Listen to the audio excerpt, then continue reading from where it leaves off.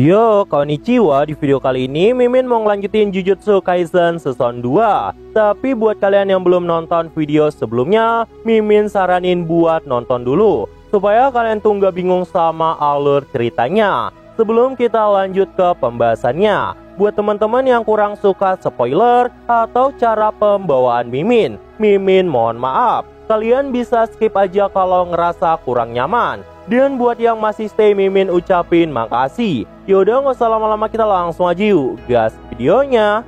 Cerita dimulai. Scene pun kemudian berpindah ke 31 Oktober 2018. Terbentuklah sebuah tirai dengan radius sebesar 400 meter yang dikeluarkan di pusat departemen store Tokyo, tepatnya di cabang Toyoko. Terlihatlah seseorang yang saat itu berkata, itu adalah barrier yang hanya menjebak warga sipil. Warga sipil hanya bisa memasuki tempat itu, sedangkan yang bisa keluar masuk dengan sangat mudah adalah penyihir Jujutsu. Mendengar itu, terlihatlah 3 orang yang ada di tempat itu. Itu adalah Kento Nanami, Takuma Ino, dan Megumi Fushiguro. Nanami saat itu berkata, kedengarannya ini akan menjadi sangat merepotkan. Sedangkan Ino saat itu terus mengganggu Megumi dan memberikan penjelasan tentang barrier itu. Namun Megumi yang mendengar semua penjelasan itu malah berkata dengan wajah bodohnya,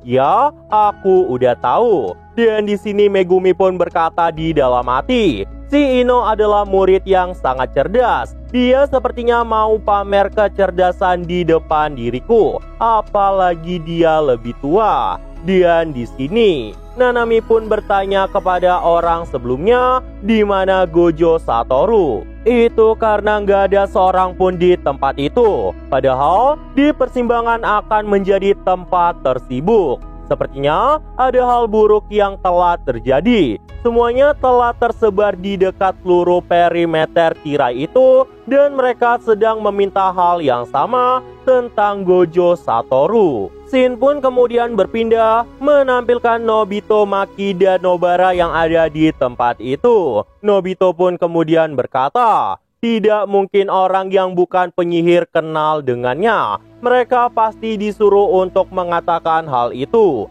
Kita tidak bisa menghancurkan barrier itu. Itu bukanlah sesuatu yang bisa dihancurkan dengan paksaan. Akan lebih cepat untuk mencari seseorang dan melumpuhkan pengguna kutukan yang memanggil barrier itu. Namun mendengar perkataan dari Nobito, seorang wanita pun berkata, itu sulit. Lagi pula, barrier itu tidak menghalangi penyihir untuk masuk dan keluar. Jadi ada sedikit keanehan di sini.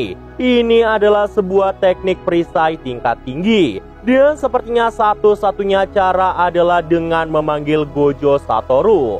Scene pun kemudian berpindah ke stasiun JR Shibuya, tepatnya di pintu masuk Shin Megami. Itu juga berada di luar penghalang. Terlihatlah Atsuya Kusakabe dengan panda yang ada di tempat itu. Kusakabe pun saat itu berkata, para pihak berwenang meminta Gojo Satoru untuk bekerja sendirian. Itu demi menekan insiden Shibuya dan meminimalkan kerusakan. Dan karena itu kita semua diminta menjaga pertahanan di sekitar barrier itu dan tidak membiarkan seseorang pun memasuki selain Gojo Satoru. Mendengar itu, panda pun langsung bertanya, meminimalkan kerusakan. Maksudmu para penyihir, bagaimana dengan warga sipil? Kusakabe yang mendengar itu pun berkata, tenanglah panda, tak seperti peristiwa Natal tahun lalu. Saat ini semuanya telah terlambat. Jujur saja, kurasa itu adalah yang terbaik.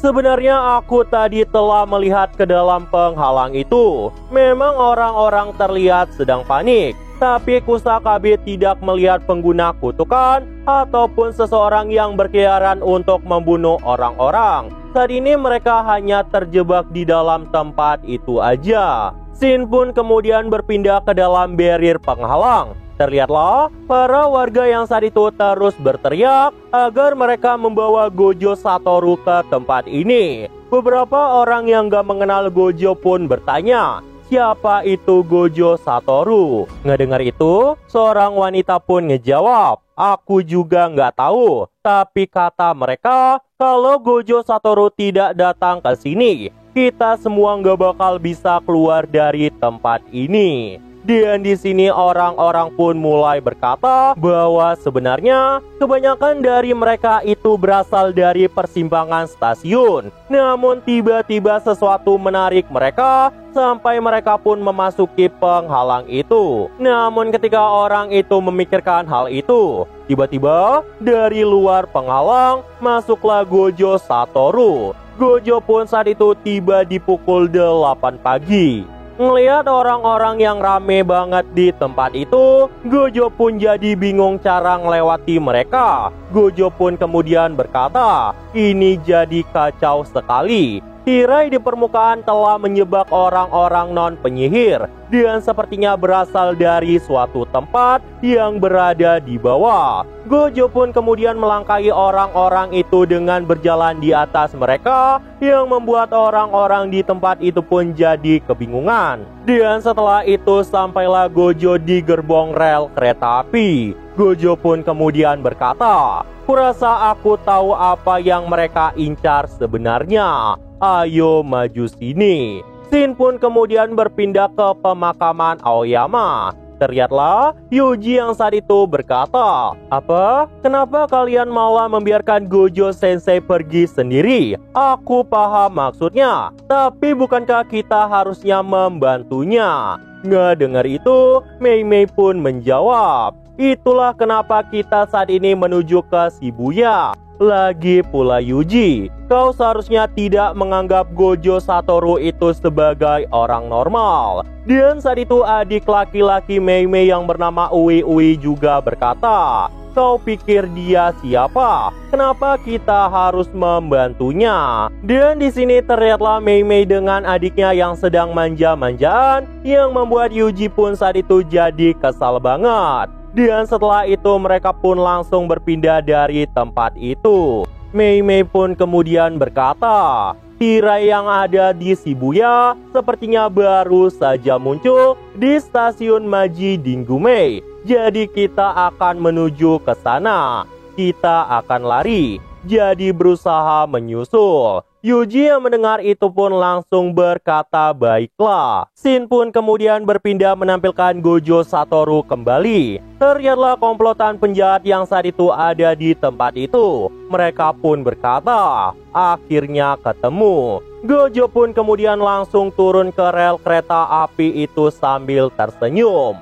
Hahaha, lihatlah kalian ternyata udah siap. Tidak ada alasan lagi kalau kau kalah kali ini. Jogo yang mendengar itu pun kemudian berkata, kau tidak usah khawatir Gojo Satoru. Pastikan saja kau menyiapkan alasan dari kekalahanmu kali ini. Dan terlihatlah dua rekan Jogo yang saat itu juga ada di tempat itu. Nah jadi itu aja untuk pembahasan kali ini. Dan tunggu video-video gua selanjutnya dan see you!